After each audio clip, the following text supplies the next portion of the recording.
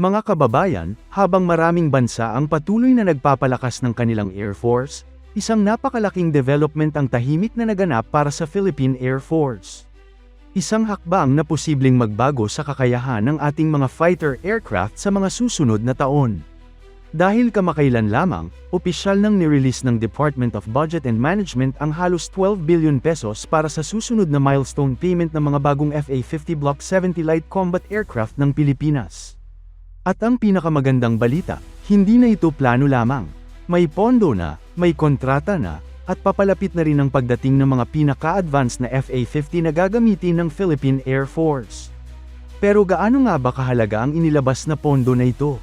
Ano ang pinagkaiba ng bagong FA-50 Block 70 kumpara sa kasalukuyang FA-50PH? At bakit sinasabi ng ilang defense observers na isa ito sa pinakamahalagang hakbang sa modernisasyon ng Philippine Air Force?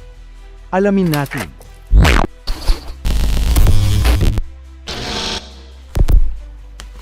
Noong June 16, 2026, inanunsyo ng defense account na Parabellum sa X o dating Twitter na naglabas ang Department of Budget and Management ng National Cash Allocation na nagkakahalaga ng 11.88 billion pesos.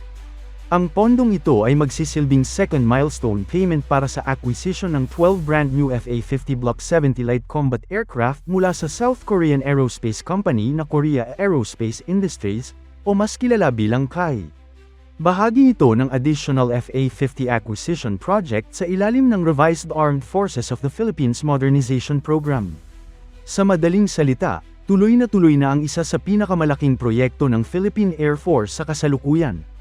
Matatandaan na noong 2025, formal na nilagdaan ng Pilipinas at Korea Aerospace Industries ang kontrata para sa pagbili ng 12 additional FA-50 Block 70 aircraft na may kabuuang halaga na lampas sa $700 million. Isa itong napakalaking investment para sa bansa, ngunit ayon sa maraming defense experts, kinakailangan ito upang mapanatili ang kakayahan ng Pilipinas na protektahan ang kanyang airspace at territorial waters. Sa kasalukuyan, mayroon ng 12 FA-50PH ang Philippine Air Force na unang dumating noong nakaraang dekada. Malaki ang naging ambag ng mga eroplanong ito sa iba't ibang operasyon, mula sa territorial patrols hanggang sa pagsasanay kasama ang mga kalyadong bansa. Ngunit habang tumatagal, nagiging mas advanced din ang mga banta at teknolohiya sa rehiyon. Kaya naman hindi sapat na manatili lamang sa dating configuration. Dito papasok ang bagong FA-50 Block 70. Kung ikukumpara sa kasalukuyang FA-50PH fleet, ang bagong bersyon ay may mas makabagong kagamitan at kakayahan. Isa sa pinakamalaking upgrade ay ang pagkakaroon nito ng Active Electronically Scanned Array Radar o AESA radar. Ang AESA radar ay itinuturing na isa sa mga pinaka-advanced na radar systems sa mundo ngayon. Mas mabilis itong makadetect ng mga target, mas mahirap itong ma-jam ng kalaban, at kaya nitong subaybayan ang maraming target ng sabay-sabay. Sa madaling salita, mas magiging mahusay ang situational awareness ng mga piloto ng Philippine Air Force. Bukod dito, inaasahang magkakaroon din ng mas malawak na weapons capability ang bagong Block 70 variant. Ibig sabihin, maaari itong gumamit ng mas modernong missiles at precision-guided munitions. Kung dati ay limitado lamang ang ilang kakayahan ng FA-50PH, ang bagong bersyon ay mas malapit na sa kakayahan ng mga mas mamahaling multi-role fighter aircraft. Sa katunayan, may ilang analysts na nagsasabing ang FA-50 Block 70 ay isa sa pinaka-cost-effective na combat aircraft sa buong mundo. Pinagsasama nito ang advanced technology at mas mababang operational cost kumpara sa ibang fighter aircraft. Kaya naman hindi nakapagtataka kung bakit maraming bansa ang nagpahayag ng interes sa platform na ito. Para sa Pilipinas, malaking bagay ang pagdating ng panibagong 12 eroplano. Kapag naihatid na ang lahat ng bagong units, madodoble ang kasalukuyang FA-50 inventory ng Philippine Air Force. Mula sa 12 aircraft ngayon, magiging 24 na ang kabuuang bilang ng FA-50 fighters ng bansa. Napakahalaga nito lalo na't lumalawak ang mga responsibilidad ng Philippine Air Force. Bukod sa territorial defense, kailangan ding tugunan ng PAF ang humanitarian missions, maritime surveillance, disaster response support, at mga joint exercises kasama ang mga kalyadong bansa tulad ng Estados Unidos, Australia, Japan, at South Korea. Mas maraming eroplano ang nangangahulugan ng mas mataas na operational readiness. Mas maraming piloto ang maaaring matrain. Mas maraming aircraft ang maaaring i-deploy sa iba't ibang bahagi ng bansa. At higit sa lahat, mas mabilis na makakatugon ang Philippine Air Force sa anumang banta o emergency. Isa pa sa mga dahilan kung bakit mahalaga ang proyektong ito ay dahil sa tumitinding security situation sa Indo-Pacific region. Sa mga nakalipas na taon, naging sentro ng pandaigdigang atensyon ang West Philippine Sea dahil sa iba't ibang tensyon at territorial disputes. Bagamat hindi nakatuon sa agresyon ang modernisasyon ng Pilipinas, malinaw na layunin nitong palakasin ang kakayahan ng bansa na protektahan ang kanyang soberanya at pambansang interes.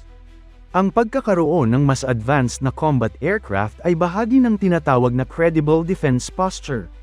Ibig sabihin, may sapat na kakayahan ng bansa upang bantayan at ipagtanggol ang kanyang teritoryo.